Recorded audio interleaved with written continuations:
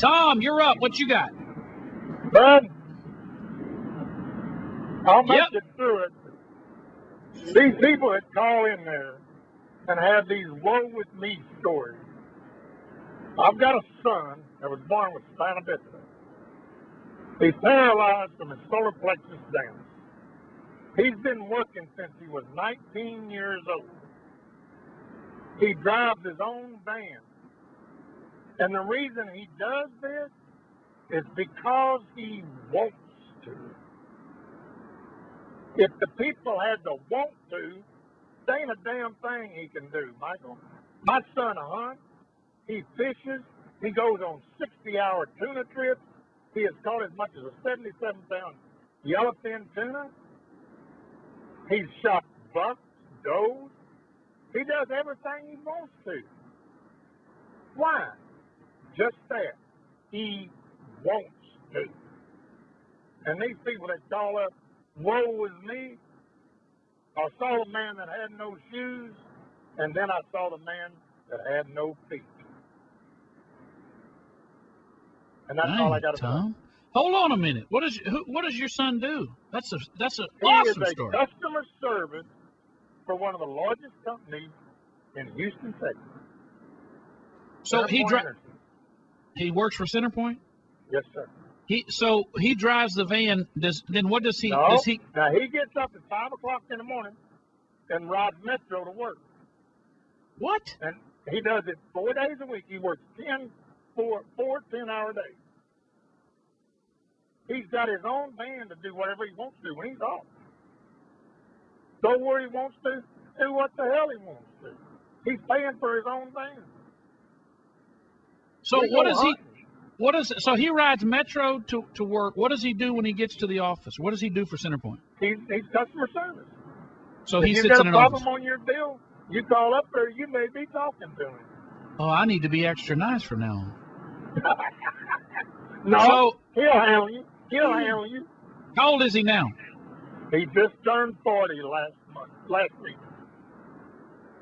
And he can't. He has no movement below what? Below his belly button?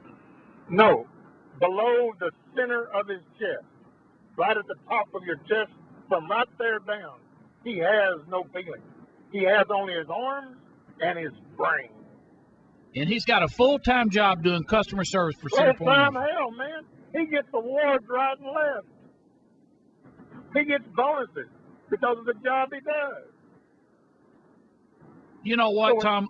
I'm gonna put you on hold. I'm gonna get your number, and if he will let us, I would like to interview him on air, and I would like to post his picture and tell his story and put that on our blog at Oh, hey, I michaelberry.com. don't know if you've ever had a Tret Barter. He's an outdoorsman that had some disease that it paralyzed him. And he was doing this quote with me on the TV.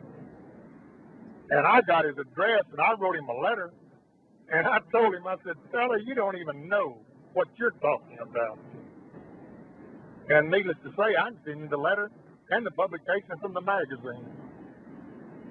Well, Tom, that's a great story. Hold for me if you would. I'm gonna ask Clayton to get your information. And what is your son's name? Travis. All right, and we're gonna talk to Travis, and I'm gonna put a picture of Travis and Travis's details on our blog at michaelberry.com. You know, folks, I don't mean to sound like an ass, but my goodness alive, I am tired of hearing people give me the woe is me. When life gives you lemons, make lemonade, or sit over there and suck on a sour face.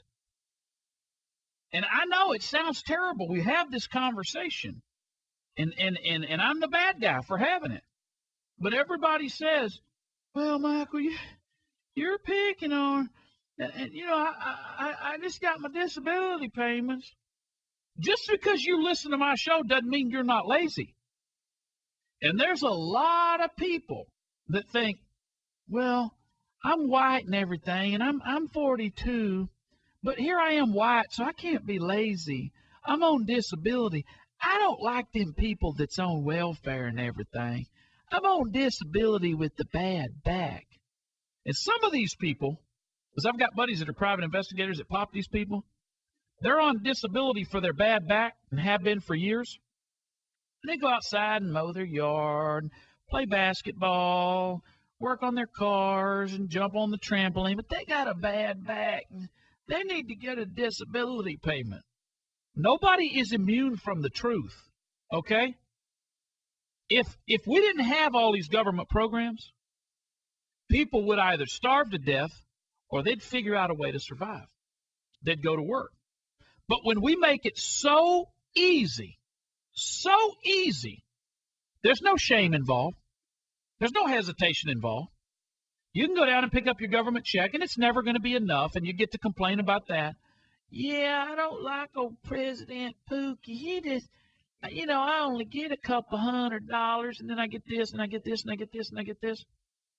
If these people would spend half the energy that they currently spend figuring out which programs they qualify for on getting a job, they'd have one and some dignity. See, that's the problem in the social state. When you make it too good to be poor, then nobody goes to work. There is no incentive. Some people are so lazy that the only way they're going to get up and go to work is if that is the only way they can survive. I mean, you see them. They move back in with mama in their mid-40s. And it's never their fault. Never their fault. Ever. It's always so bad. I don't know the lady who called in, and I hate to pick on somebody who did, but it's a great example.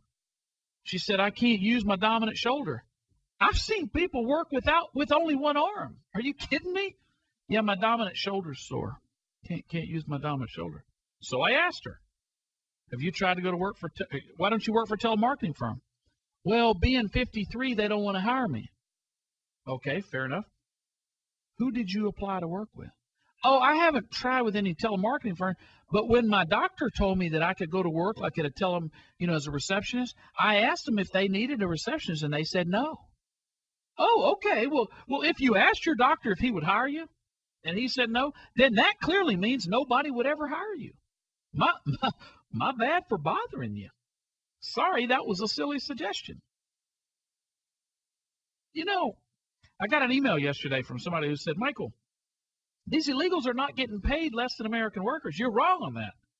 They're getting the same wages as anybody else, just some of them are willing to work. And it's true. I've seen some people come across this border illegally, willing to hump it.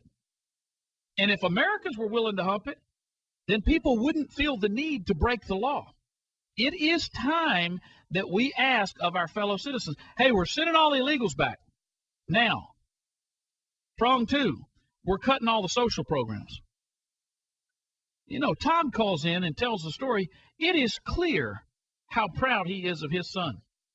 And when I hear a story like that, the first thing that goes through my mind, I am embarrassed to admit, the first thing that goes through my mind when Tom talks about his son, Travis, been working since he was 19, paralyzed from the chest down.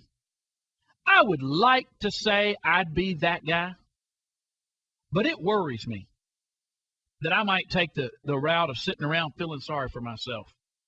Look at me, I can't use my legs. Look at me, I'm in a wheelchair and always have been. And you know what we need to do? We need to celebrate the people who don't make excuses.